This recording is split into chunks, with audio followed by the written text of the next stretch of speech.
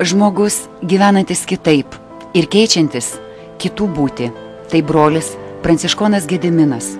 Kai 1989 metais jis buvo įvilktas į pranciškono abitą, jam nekilo jokių abejonių. Jį pašaukė Dievas, jam ir tarnaus. Tačiau į tą tarnystę eita ilgai. Tikėjimo džiaugsmą jis pajuto 14-metis, kai įsijungė į Kretingos šviesuomenės pogrindinę veiklą. Kai jį persekiojo saugumiečiai, tikėjimas subrendo tiek, kad jis apsisprendė būti dvasininkas. Tačiau tas pats saugumas jam spendė spąstus 3 metus, užkirsdamas kelią į kunigų seminariją. Tik prasidėjus atgimimui, Gediminas jau galėjo mokytis to, kam buvo subrendęs. Per tuos 14 metų, kai tapo mažesniuoju broliu, jis atveria žmonių akis ir širdį, pajusti gyvojo Dievo buvimą ir jo meilę žmogui. Ėjau galbūt daugiau palaipsniui, bet ir tai turėjau sukretimų tame dvasinėme kelyje, tų dvasinių patirčių. Aš verkiau, kai aš netikėtai suvokiau, kad aš turiu tėvą dangui, kad aš nesu vienišas, kad jis mane myli. Ir aš trokštu būti su juo, aš trokštu jam patikti, aš trokštu kaip nors pasitarnauti jam, džiuginti jį. Ir kai aš galiu tą daryti, man pačiam džiaugsmas yra, o aš žinau, ko jis trokšta. Jis trokšta, kad aš kitus mylėčiau, kad aš kitus priimčiau, kad kitiems gerą daryčiau. Jokių ypatingų žygdarbių iš manęs Dievas nereikalauja, bažnyčių statyti, ar Atlantą perplaukti, ar perskristi, ar dar kam nors. Tik mylėti. Ir kai aš myliu, jis gyvena manį, jis juda manį, jis veikia manį, aš tą galiu atpažinti ir tai man teikia džiaugsmą.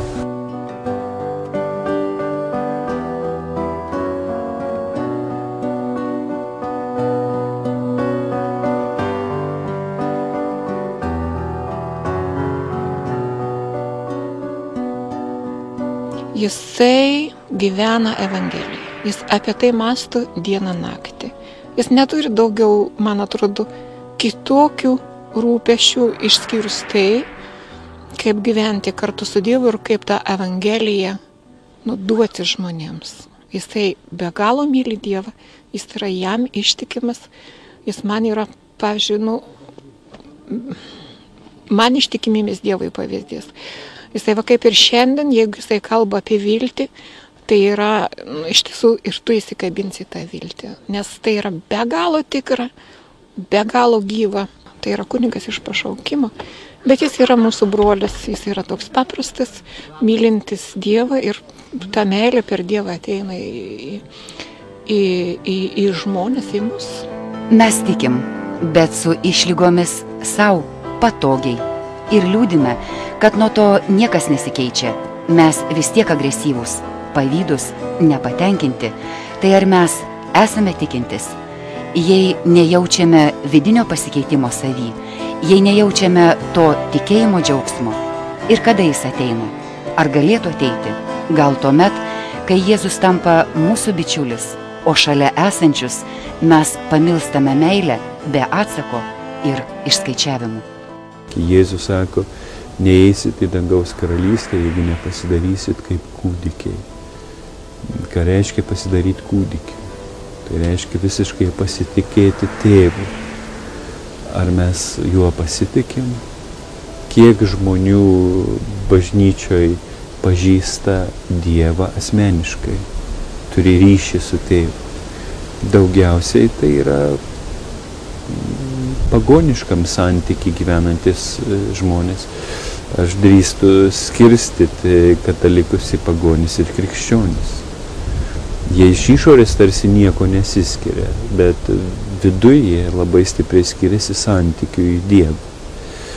Tie vadinami pagonys, jie asmeniškai Dievo nepažįsta ir nesistengia jo pažinti, bet atlieka visus religinius ritualus, kad apsidraustų, kad Dievas negalėtų prie jų prisikabinti.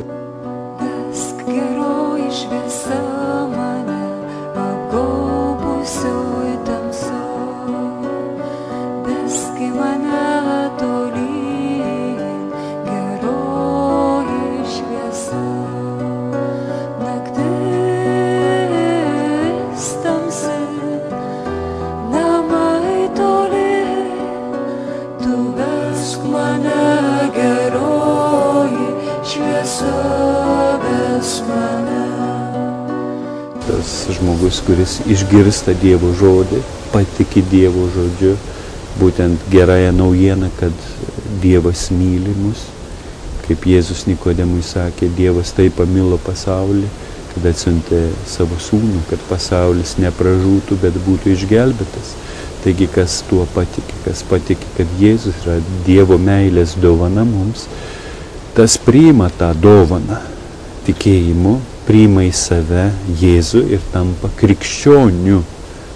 Užsimezga visai kitas santykis su Dievu, kaip su mylinčiu tėvu. Ir tada jis trokšta pažinti tą tėvą. Ir jis pažįsta jį Dievą kaip meilę. Naujai įtikėjęs, už Jėzų apsisprendęs, Jėzų tikėjimui savo širdį priėmęs ir apsisprendęs gyventi su Jėzumi, gyventi Jėzaus žodžiu. Jis tampa krikščioniu, priimdamas Kristų. Nepasikrikštydamas, bet priimdamas Kristų.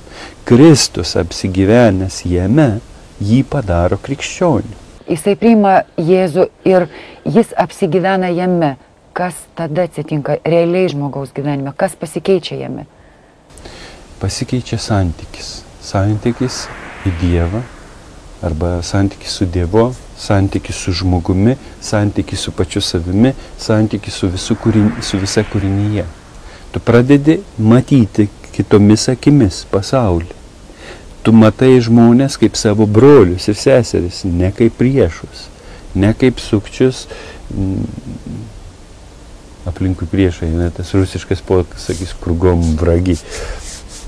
Tas pasikeičia. Tu matai brolius, seseris, kurie yra tau brangus, nes tu pažinai tėvą, kuris tave be galo myli, taip myli, kad Jėzus atsiuntė tave išgelbėti ir Jėzus už tave atidavė gyvybę.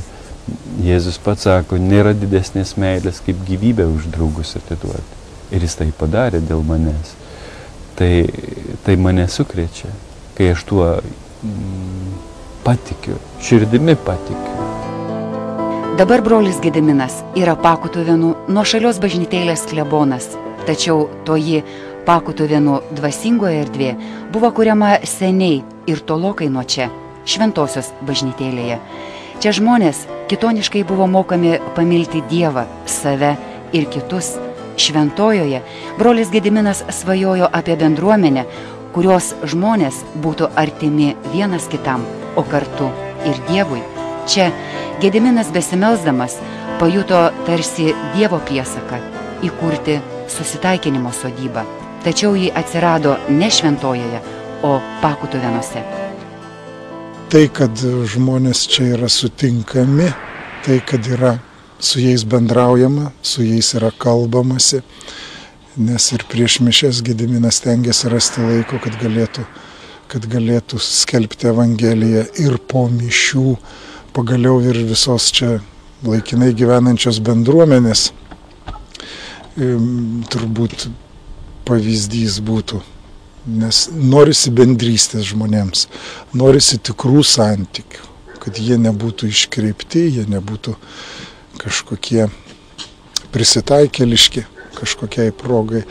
Ir manau, kad broliui Gediminui iš tikrųjų sekasi.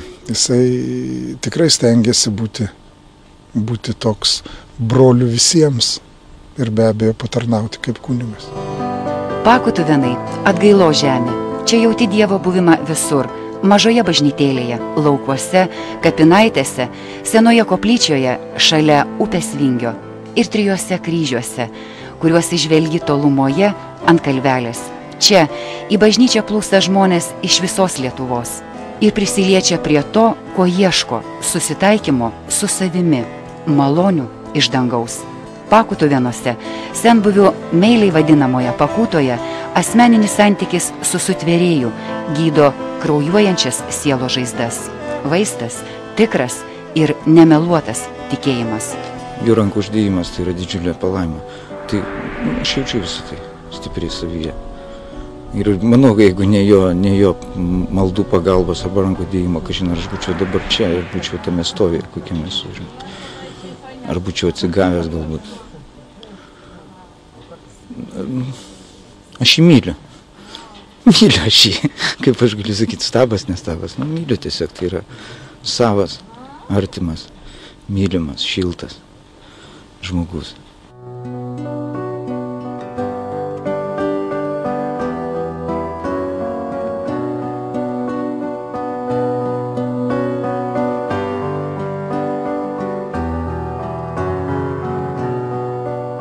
Aš atpažįstu jo meilę, kai patiriu meilę iš kitų žmonių. Aš priimu tai kaip jo meilę. Tai mane jaudina, aš už tai dėkoju ir tuo pačiu aš stengiuosi kitus mylėti.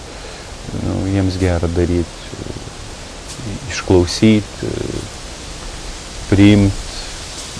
Ką aš žinau, ką aš galiu, tą bandau daryti. Gal kartais aš užsimirštu, kartais prabunda egoizmas, nori dėl savęs gyventi, bet kai atsibundi arba kai esi pastatytas prieš kažkokį konkretesnį pasirinkimą, kai kažko reikia atsisakyti,